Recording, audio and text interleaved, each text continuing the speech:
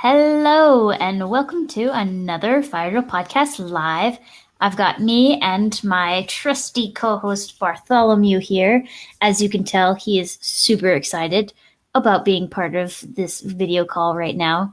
In all actuality, he's about to cut my face off, so I'm going to put him down before he ravages everybody. But look at his belly.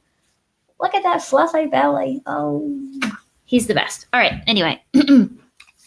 Gotta get the cat fur off my face. All right. So anyway, today is Tuesday, September 4th. So welcome to September. Nobody said that officially yet.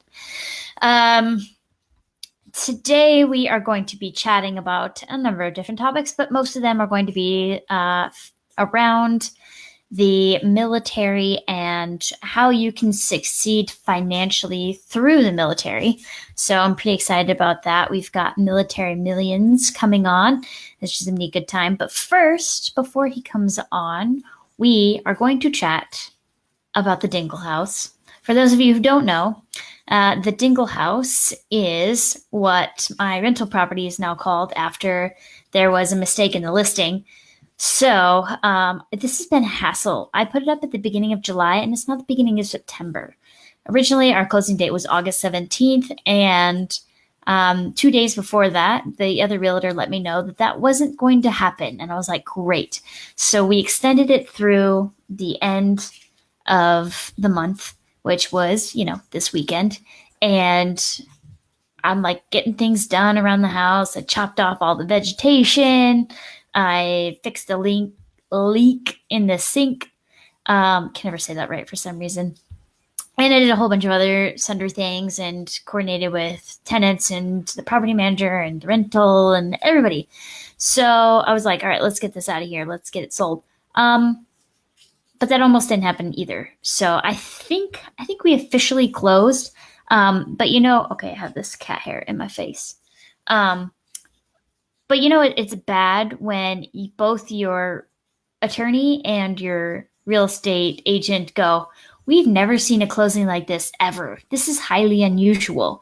So what happened was the other guy signed the paperwork and they sent it over to my realtor and they sent me the paperwork to sign. So I hustled down there and signed the paperwork and then nothing. I didn't get a check. And I was like, come on, I just want a check. I need the money. Let's go. But apparently those checks should be dispersed today. So hopefully I get it tomorrow, which would be great because they're overnighting the check to me. I figured for a check over $10,000, it's well worth it, the fee to pay for overnight to get here. So I am nearly done. Nearly. Just like this close. And then I can call the utility companies and be like, sayonara, I'll pay my bill in full now, I promise. I'll never be late again because I'll never have an account with you ever again. Hopefully.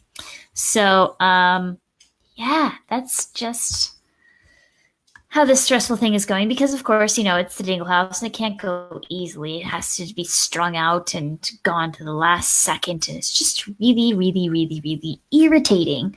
So, that has been my experience. And the longer this gets dragged out, the less I want to do real estate ever, ever, ever again. Because I'm just like so done with this whole process.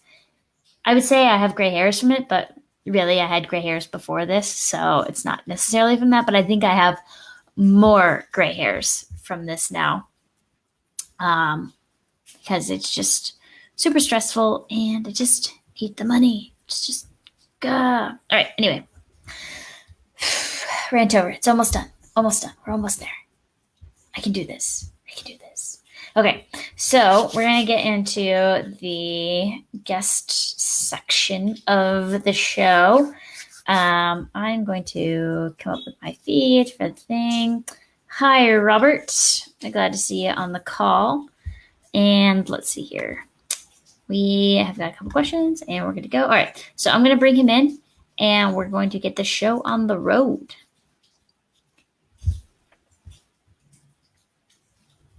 How's it going? Can you hear me? Hey, yeah. Can you hear me? Perfect. Yes, I can. Okay. So are you was in or still in from this site? Still in. Yeah, I mean, you can call me Joel. That's my real name. But yeah, Okay. we use pseudonyms on the site, militarymillions.com. Was in is one of my other bloggers. He was in the Army. I'm still in the Navy. And one of the other people that writes is a reservist, and she's drilling in the Navy. So, Navy I get it because she drills on the weekends. So there you go. Nice. Yeah. So walk me through like your decision to join the Navy. What was predicated that decision? Well, in my case, it was my father paid for my undergrad school, but then I wanted to go to medical school. So he said to me, even though he had plenty of money to pay for it, well, how are you going to pay for it? And I thought, well, I don't mind having short hair. So they have a program for, people who want to go to medical school to have get their medical school paid. And nowadays, the average debt for somebody that goes to medical school is about $200,000. And I had two of those in my house. My wife went to medical school too. So we were able to get $500,000 of education for nothing because we both did the Navy scholarship. So that's how I joined. Okay. Is that where you met? No, actually, we met in undergrad. We were both, it's funny, we were both seniors, and the first night we kissed was she invited me over to her place because she supposedly wanted to know what it was like to get the Navy physical because I had already had it and hers wasn't for a week till a week later. So weird. Yeah, we both independently applied for the Navy scholarship before we started dating. So kind of random. That has got to be one of the most interesting pickup lines I've heard that's worked. Hey, baby, you want to come over to my place and show me the Navy physical? Yeah, right. Yeah, I'm sure the audience out there is envisioning all sorts of strange things, but it really isn't that bad. I don't know. Did they make you waddle like a duck across the room in your paper gown? No paper gown, but I think, if I remember correctly, you do have to like kneel down, grab your ankles, and like duck walk around the room or whatever. It's just like a quick way of assessing that your legs are functional. So yeah, they made us do all sorts of weird things, but we were all in paper gowns, which they cover one side or the other. So it's like, which side do you want hanging out for everyone to see? Well, that's standard hospital gown. So you were in the service and did a physical? Yeah. So I did 6 years. I was in the Illinois Air National Guard. Oh, I remember reading that. Yeah. Mm-hmm. So I don't know about the Air National Guard. One time I asked a guy if he ever deployed, and he told me he deployed to the southern tip of France. And I remember thinking, that is not a deployment. But hey, Air National Guard, they figured it out, I guess. They're deploying to France. So you want to hear where I deployed to? I'm afraid I don't. I'll tell you where I've deployed, and you can tell me if yours is better. Okay. First time was invading Iraq. Second time was on a ship. Now, we did go to a lot of different countries. We can get into that if you want, but went to like 10 different places. So that was okay, but you're still on a big floaty gray thing. And then third time was Guantanamo Bay. So. Well, Cuba is pretty, at least, What's that? I said Cuba is pretty, at least, Yeah, but you got to stay on the base. Can't go Cuba. So. I backfilled for a position with the KC 135 group out of Utah, out of Salt Lake City.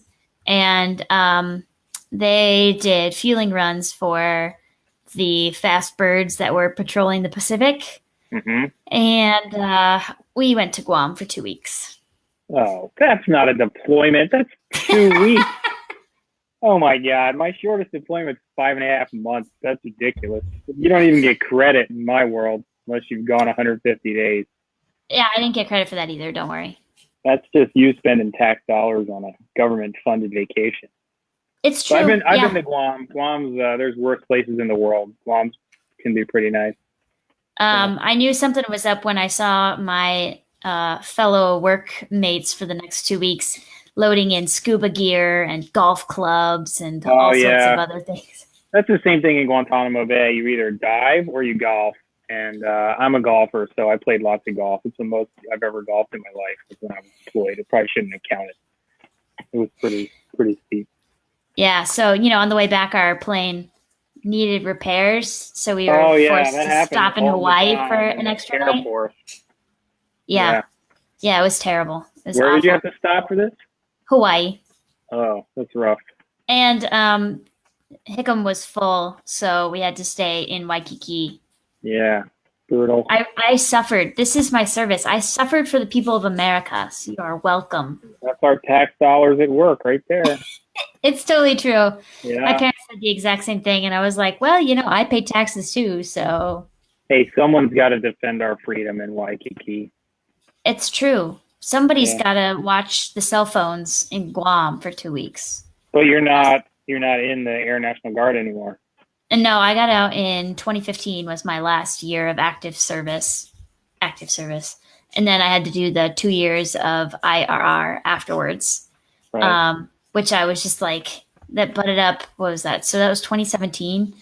So that butted up right at the elections, and I was just like, oh, come on, Oh, let me boy. get out of here before things heat up, and I get sent, I get recalled in and sent back over to somewhere. Like, come on, I can do it. Nothing's really changed. It's all the same before and after. So.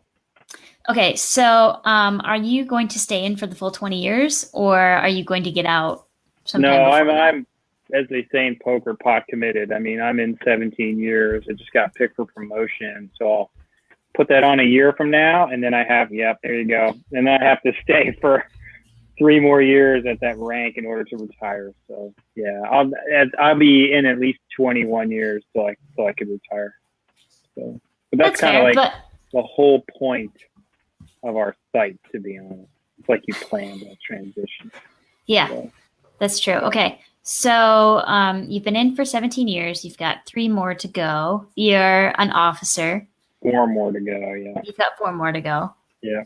So you're an officer. So you're doing pretty well as a doctor officer. I mean, you could be earning more on the civilian side, right? But definitely. you've got that sweet pension. Yeah. Which will help. That's kind of like the central theme of the site is that, I mean, if you're interested in fire and retiring early, I mean, you can't retire till you hit 20 years, but literally all you have to do, even if you're enlisted, is stay in for 20 years and save in your through a savings plan or TSP, which is our 401k, and you've essentially guaranteed yourself to be a millionaire, at least. So now with the blended retirement system, you don't have to stay in for the full 20 though, right? If you only have to stay in for the full 20 if you want full benefits, right? If you want a pension. The old system was cliff vested. You had to stay in 20 years to get your pension. If you got out at 19 years and 364 days, you got nothing. Now what they do is it's a much more modern system. So the overwhelming majority of people do not stay in for 20. So people were coming in and then leaving with really nothing toward retirement other than whatever they saved. So now they do a 5% match. So you put in 5%, they'll match 5%. And then when you leave, you get to keep that plus what you put in plus the match. But no, you don't get a pension still unless you get the 20. And if you do the new system, that blended retirement system or BRS, your pension is cut by 20% compared to what mine's going to be like under the old system. Right. So let's see who asked that on Facebook. So Robert asked, do you know why someone would serve 19 years? Because they got thrown out. No, that was my reaction. Yeah. I know some people who have gotten out pretty late. Like, I don't know anybody that got out at 19, 17 maybe, but that's the only people that I know that have been able to get into extremely lucrative, fields. Essentially, because I'm a doctor, like if you're a really highly paid specialist, it might make sense to get out like years 15 or 16, just because you can make up the difference really quickly. But there's people that transition to the reserves and finish their time out in the reserves to get to their 20. But no, there's definitely not that many people that get out at 19 unless something they weren't planning happens. So follow-up question to that. if you had to guess, what position of those that hit 20 years truly retire? So they get out and they say, oh, wow, I actually have enough money. I don't need to work ever again. I'm done working. Probably the minority of people, although, kind of the point we try to make, and this just goes along with the whole FIRE movement, is that if you can handle the expense side of your life and live reasonably, kind of like the Mr. Money Mustache, way of living, lots of fun, but it doesn't cost a whole lot of money. If you retire with a normal pension, whether you're enlisted or officer, you should be able to have one heck of a nice life on it and not have to work. The whole retire early thing is, as you know, you can do fire. I think it's more like the freedom to essentially be able to do whatever you want, that financial independence, not really that, you have to stop working. I mean, I don't think I'll stop working, but I don't know. I could, we'll see. I don't know. So, okay, so my advocacy, whenever I talk about the military, let's go back to a question that we had earlier. Dylan asked, finance-wise, what's the most important thing to do for someone who is joining the military today? And then we can get into the question of what they're getting out. So like I always tell people when you're getting in the military to A, use all the benefits you possibly can, and B, get a job or get a position that requires you to have training that's useful to the outside world. Infantry, not very useful in the outside world unless you want to go into security forces. That's what my co-blogger did. He was infantry in the Army. He can shoot pretty well. Yeah, I mean, there's great benefits, but they don't really translate that well over to the civilian world. They're like being a cook. The military needs cooks. But how do you that you just doesn't transfer to anything useful. So if you can do something with electrical engineering or computer science, which is what I did, it's a really good way to ensure that you have employment after you graduate or after you get out and you get done. Yeah, I agree with you. I mean, I think to answer the question, I think the most important thing if you're just getting in is one, make sure you contribute enough to get your match, because that's just free money. That's part of your salary. And if you don't get it, you're just leaving that money on the table. But then two, I mean, I agree with you. You want to try to acquire a lucrative skill while you're in the military, like I did. Frankly, even though nowadays with the GI Bill, because even if you were infantry or something that you would say, hey, that doesn't really translate into something in the real world, because you have the GI Bill, you can use that to go to school for anything. So, my co-blogger, he was infantry, but then he got all of his training in IT. And now he's a highly paid IT consultant for the federal government. So we have on our site, we have these, there's basically, some core messages. And one of them is, stay in, there's easy ways to get rich in the military. One is to just stay in and get a pension. The second one is what you just mentioned, is to acquire a highly paid skill while you're in the military. Wait, you didn't mention buying a Camaro when you live on base, getting married. Yeah, getting married super young so you can live off base and get that BAH allowance. I mean, you should get married, but it shouldn't be for a BAH. But no, the Camaros and the Mustangs, there's all sorts of mistakes you see all sorts of young military people make all the time. And I'm not saying I'm mistake-free in my life, but, it's, I mean, there's a reason why outside of every military base, there's just like used car lots, free money, no money down, and they're just filled with Camaros and Mustangs and whatever else they can sell people. Trust me, I have all these enlisted people driving around, and they're driving a nicer car than I drive.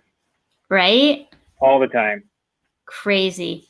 Erin Mildollar says she knew a doctor that got out at 19 and a half years because they were going to move him to a non-medical position for 3 years, which is going to cost him his license. So he got out of the military to continue his medical practice.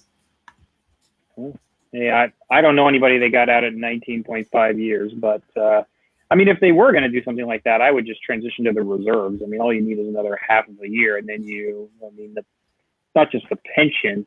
As you're probably well aware, one of the hugest worries of everybody in the fire community, health insurance.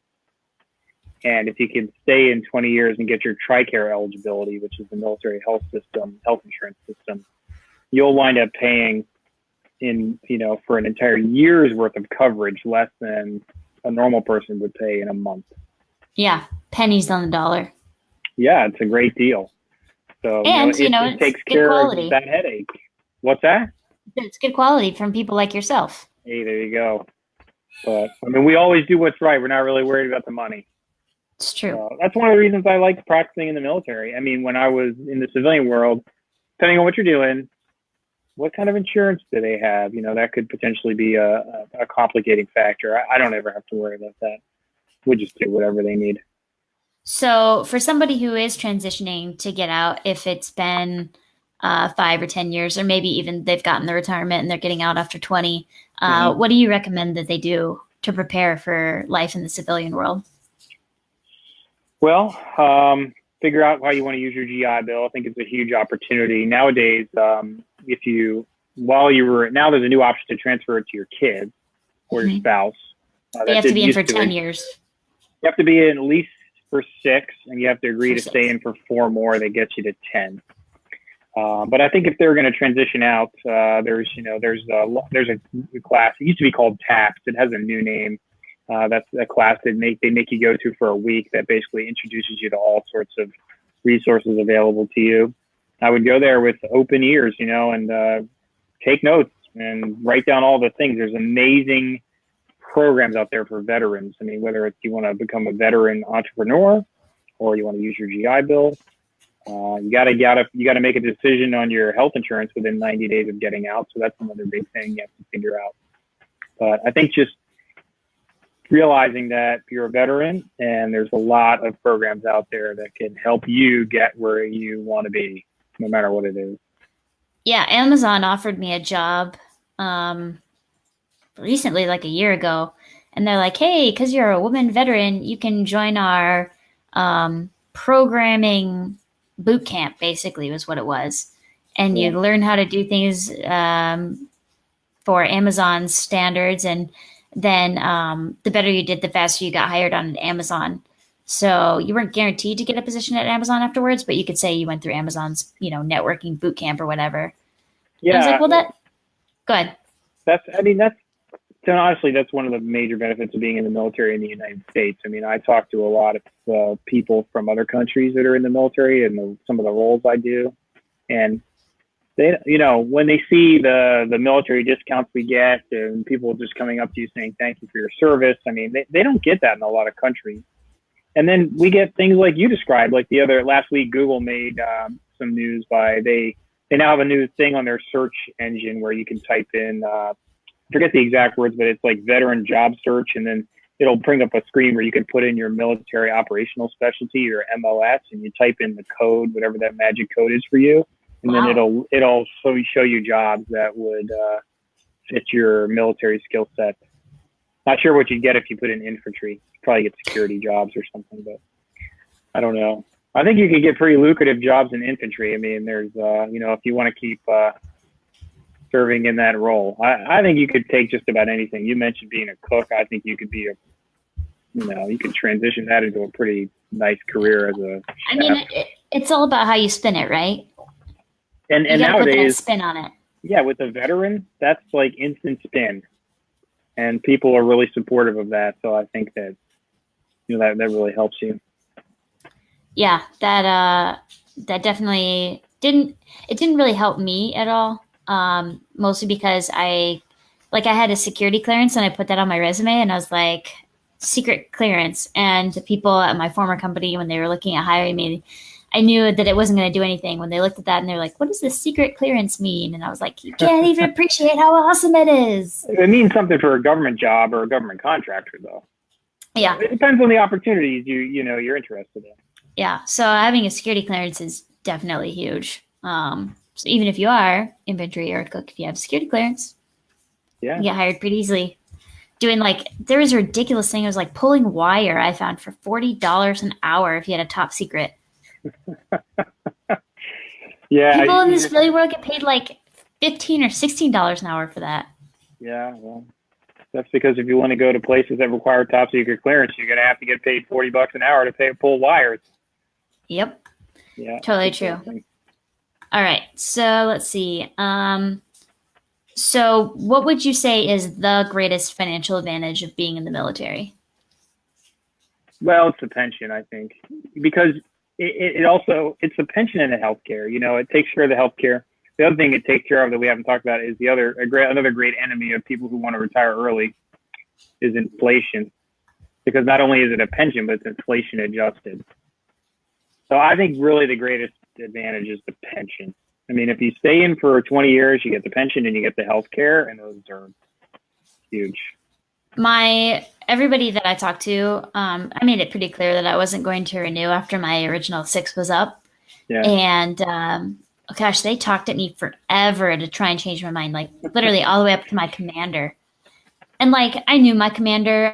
He was my softball coach when I was like 8.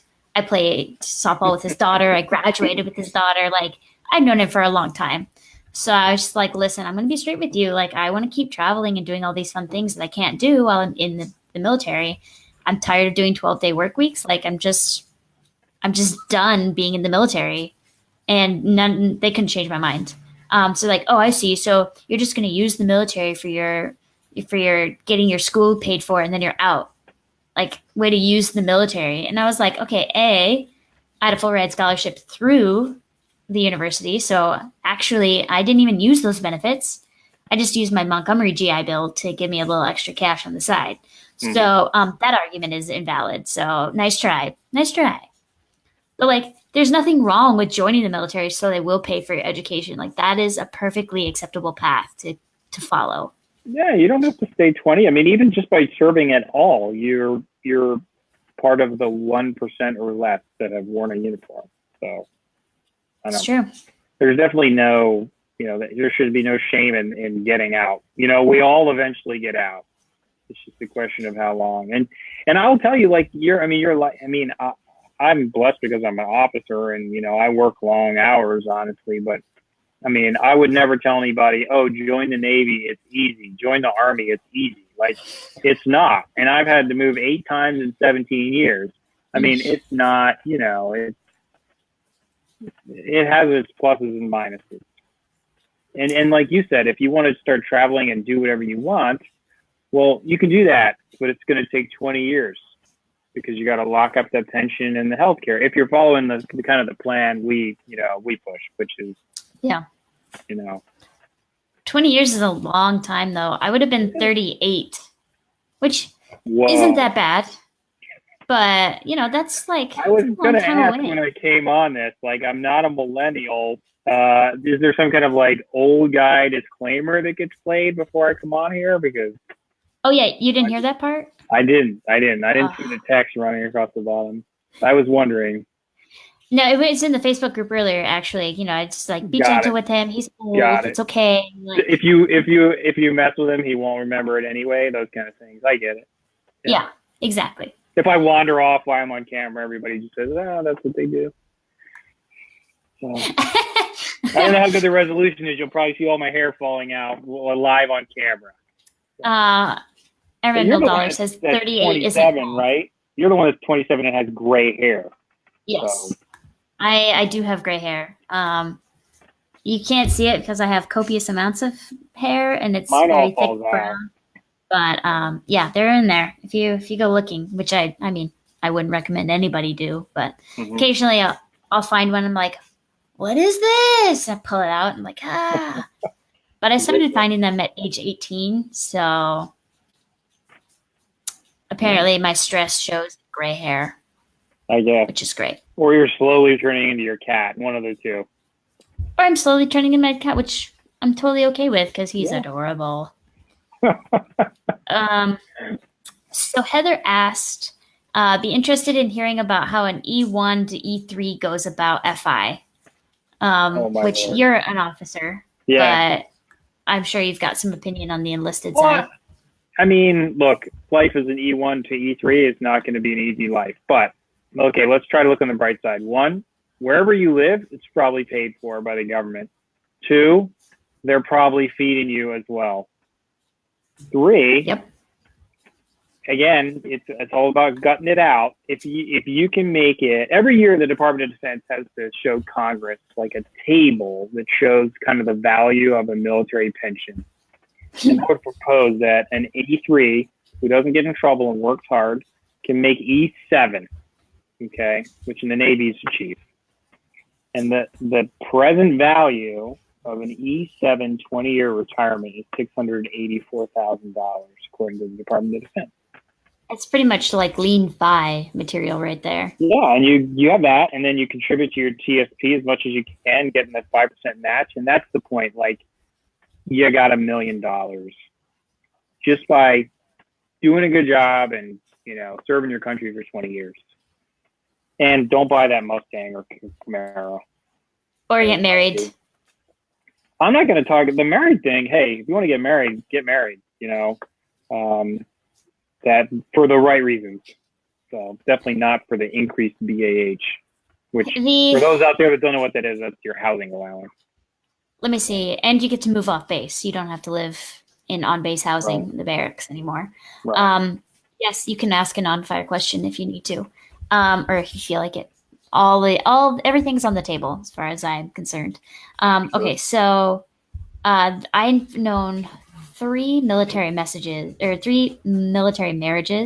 and 2 out of the 3 are still together, as far as I know. Yeah, that's really good odds. Well, we're military marriage, but I'll admit, I mean, it was rough when we were both active duty. I mean, we were both working hard, and we just kind of looked at each other and we were like, you know, I don't think this is going to work with both of us being active duty. It was getting hard, so she joined the reserves, and, you know, that made it a little easier. 2 active duty, trying to coordinate deployments, especially if you're in jobs that go places. Rough. Especially if you put kids in there, and I have 2 kids. You know, it has its moments. Yep.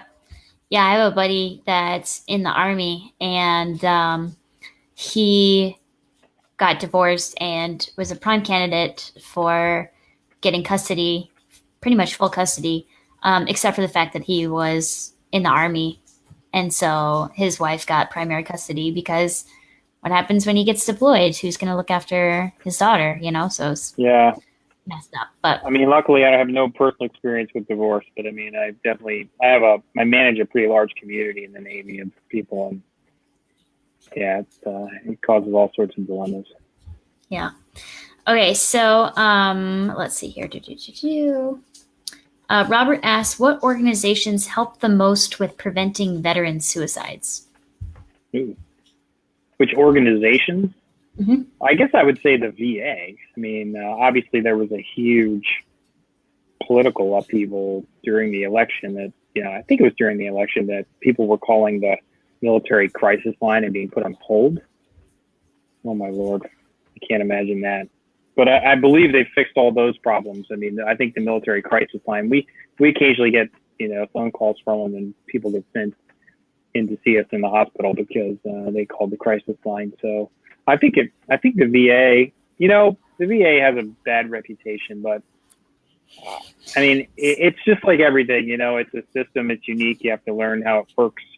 And, but I think they offer good care just like we do. And I think that they care about the veterans. Yeah. Yeah. The VA is, it tries to be a good organization. It's hamstrung in some situations, but they've done a good job with taking care of my friends. So I have nothing bad against them. Yeah, you don't have any VA. You don't have any VA eligible disability that you go to the VA for. Yeah. Nope. I probably have some mild hearing loss, but it's hard to tell if that was because of ear infections or because of my time in the military. So I'm just like, whatever. Right. I can't prove it. So I didn't get that documentation, which I highly recommend getting documentation. Oh no, I agree. I mean, early in my career, I used to think it was ridiculous that people would always come in. Oh, I want to get this documented. I want to get this documented. But now that I see how the system works, as I become more experienced in the military, oh yeah, get it documented. I mean, oh seriously, right? I mean, knee pain a couple times a year, when you're 60, that turns into a knee replacement potentially, and you got to have it documented and have it be service connected. Otherwise, you're not going to be eligible for the VA benefits that you're legitimately entitled to. Yeah, my left knee, I strained my ACL while I was in tech school. And so I got put on walking orders for a while. I couldn't march or do any sort of physical activity because my knee legit was wobbly and going to give out. Because we used to run what they call the triangle, and it's this giant concrete triangle with dorms all around it. Yeah. And we used to run the same direction every day on concrete triangle. Man, you're blowing my mind. I thought the Air National Guard just like played golf and went to the southern tip of France for deployments. I mean, you're going to Guam, your plane's breaking down, you're marching, you're running on concrete. I know. Struggle. You guys are hard. I know. It's not even telling you about like the time I had to take a nap in basic. Wow. It was rough. Okay. What, did you pass out or you took a nap? I mean, because those two things can look the same. We were doing our field week, and we were supposed to go on this march and look for IEDs or whatever on the side. They're IEDs, you know, like a red handkerchief or whatever. But a thunderstorm rolled through, and so we had to take shelter. And the only place that we could take shelter in the field was our home for the week, which are these like half buried, like, you know, those metal silos for like storing grains and stuff. Yeah. They had like split them in half and buried them mostly. So it was like pitch black, and we were forced to stay there for the duration of the storm. So it was like 2 hours. So we all just slept. Yeah. It was wonderful. Probably nice. It was horrible, huh? Yeah, awful. I mean, it was I've been awful. in worse places. Struggled. I've been in worse places than that. This doesn't sound too bad. Yeah, they're pretty bad. Okay. So I would say if you're an E1 to an E3, you need to work on getting out of that subset, because you're gonna have a much easier time as even an E4. But I would say you have to keep your expenses low. Your pay is not very much, but your expenses are pretty low. I mean, all your necessities are taken care of, right? Your health care, your food, even your clothing. Yeah. So that's one of the, you're right. I mean, that's, again, there are some advantages early on. As long as you're not splurging, you should be able to put yourself on the right path. Gosh, I thought I earned so much money when I was full-time in training. I was earning like $750 a month. It was like living large. I was like, this is great. Well, I'll tell you, the first time my wife and I went on active duty while we were in school over the summer, we didn't know what per diem was. So we went to San Diego. We were there for 6 weeks, and we were getting per diem the whole time. We didn't know what that was, and we didn't have any idea. So we thought, okay, well, we ate like peanut butter and jelly sandwiches like for 6 weeks in San Diego. And then when we came back and filed the travel claim, we got thousands of dollars of money. And we said, what is this? And they were like, it's per diem. And we were getting $60 a day to eat food. And we didn't know it. That's fantastic. No idea. I mean, I think it was like $5,000 we got that we didn't. So you can skimp, and even when you're not doing it on purpose, and then you can make it in the end. Totally true. Yeah. All right. Well, I'm out of questions and about out of time, so I'm going to start wrapping it up. If people want to get in contact with you, how can they do so? Easiest thing probably is to just go to militarymillions.com. I mean, we like all reasonable blogs nowadays. They have all sorts of ways to get in touch with us: Facebook, Twitter, all those typical things. Now all the Facebook social medias. Now Facebook Live chat. So. Only the cool people are doing Facebook Lives. I get it. I totally understand now. Well, Joel, thank you tons for coming on. I had a good chat, and I hope that some of our audience learned a little bit more about life in the military on the path to FI. Hey, thanks for your service in the past.